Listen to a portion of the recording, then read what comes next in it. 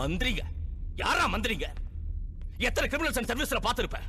திருடுறவங்க, திருந்துறவங்க, திருடிட்டு உள்ள இருக்கிறவங்க, எவனை பத்தியும் கவலை இல்ல. வேசியாவே இருந்திருந்தா கொண்டு இருக்க மாட்டேன். ஆனா அறநிலையத்துறை அமைச்சர் ஆயிட்டாலே, என்ன ஆச்சரியமா இருக்கா?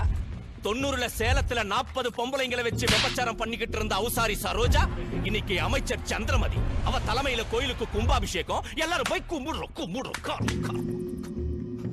எத்தனை தடவை புடிச்சு கொண்டு போய் கோர்ட்ல நிறுத்திருப்பேன்.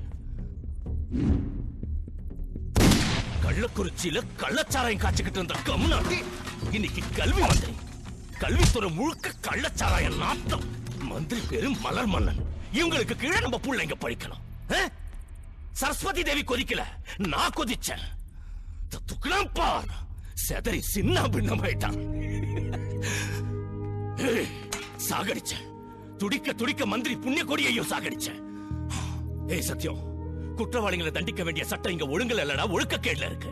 இந்த லாண்ட் ஆர்டரை காப்பாத்த இந்த கோமாளி வேஷம் வேற. தூக்கி போட்டேன். கையாலாகாத இந்த யூனிஃபார்ம் தூக்கி போட்டேன். நாம பார்த்து பிடிச்ச கிரிமினல் நாட்டை ஆண்டா பதறாது, போலீஸ் ரத்தம் கொதிக்காது.